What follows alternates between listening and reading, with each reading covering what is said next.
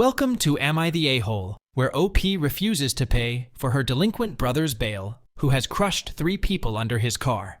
OP's brother has been delinquent for years and is not ready to mend his ways. OP wants him to learn a bitter lesson this time.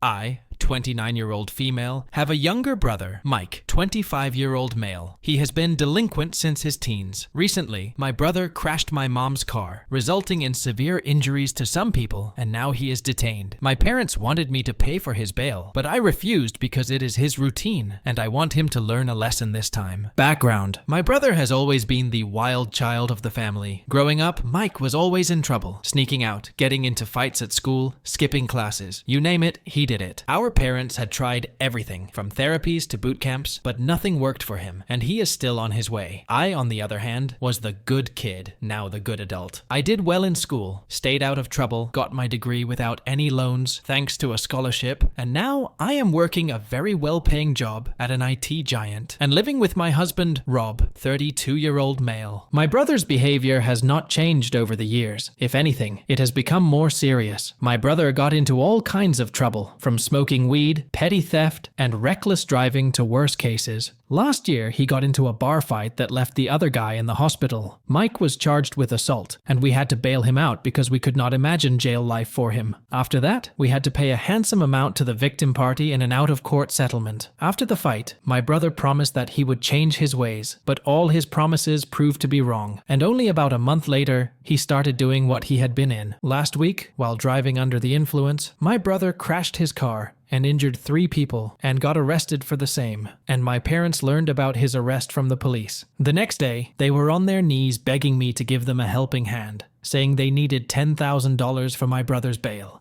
Apparently, they had already drained their savings helping him out in the past, and now they come crying to me because I bring home good money. No doubt, I am financially stable and doing very well for myself, and I don't have an unlimited supply of money to bail my brother out every month. My husband and I have been really careful with our money, and we have been saving up to buy our first home. Now, I can pay for my brother's bail, but honestly speaking, I cannot afford it, and if I pay, it would really set back our savings. It is not all about money. I am watching my parents, literally and figuratively, bail him out all the time.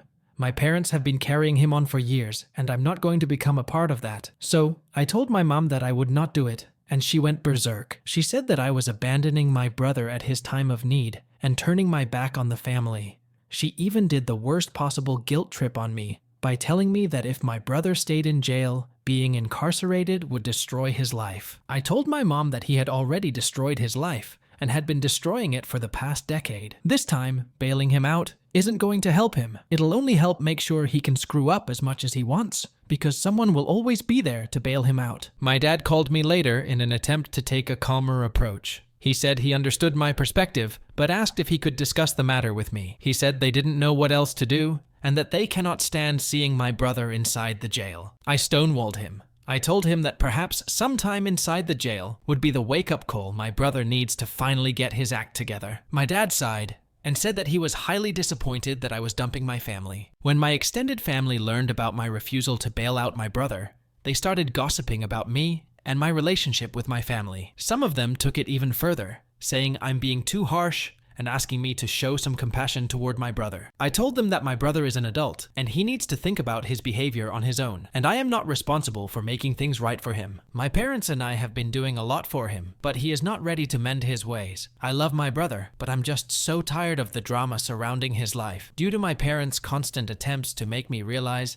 that family is everything, and my relatives' continuous taunts and gossiping about my relationship with my family, I am confused whether my refusal is the right decision. I just want to ask whether I am AH here.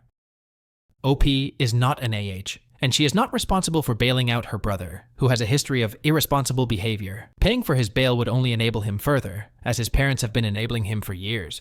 Honestly speaking, OP's parents are being unreasonable for demanding that OP pay for bailing out her brother. Normally, I don't believe in tough love, but in this case, it seems that tough love is needed to push OP's brother toward real accountability and change. Let's now jump onto another Am I the AH?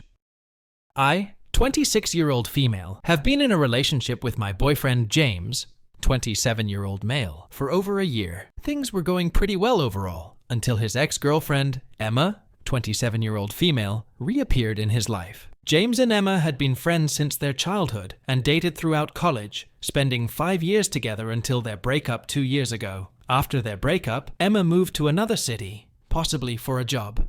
However, 6 months ago, she returned to our town, and 2 months ago in our lives. One day, my boyfriend told me that she had a talk with her ex who had returned to our town, and that she had recently broken up with her boyfriend and was going through a tough time and needed support. The next day, my boyfriend invited her to our flat, where I met her, and in fact, we had dinner together. But soon, she was there all of the time, coming by every weeknight and most weekends, sometimes staying until close to dark. At first, I was cool with it because I trusted my boyfriend, but when it seemed to be coming to a head, I brought it up to my boyfriend and told him that it was making me uncomfortable, but he laughed it off, saying I was being melodramatic, that Emma was like a friend to him now. He told me there was nothing to be concerned about. I made an effort to be understanding, but did not succeed. After some time, I started feeling like a third wheel in my home. One Saturday night, I got home after hanging out with some friends. My boyfriend and his ex-girlfriend were sitting on the couch, watching a movie together and sharing a blanket. When I approached him about this, he brushed it off. It all finally came to a head yesterday. I came home early, only to find Emma in the kitchen, cooking dinner for both of them. They were laughing and carrying on like an old married couple. When I asked my boyfriend what was going on, he rolled his eyes and said I needed to stop being so insecure. I told him that it was not about insecurity. It was our relationship being hurt by an outsider. He said that Emma was just his friend. I said that it is not possible that she was just a friend, given the fact that they had been in a relationship for more than 5 years. I told him clearly that if Emma continued to hang out with him, I would leave him no matter what, and that I could not stand her hanging out. When he tried to say something, I stopped him and said, "Emma or me, no other option," and then retreated to the bedroom. I think Emma had listened to our conversation, so she left soon after without dinner. Then my boyfriend came to the bedroom yelling at me, saying I was abandoning him when he was doing his best to support a friend, and that it was not fair to make him choose between me and someone who needs him now. We had a heated argument and went to bed angry. I do not want to break up,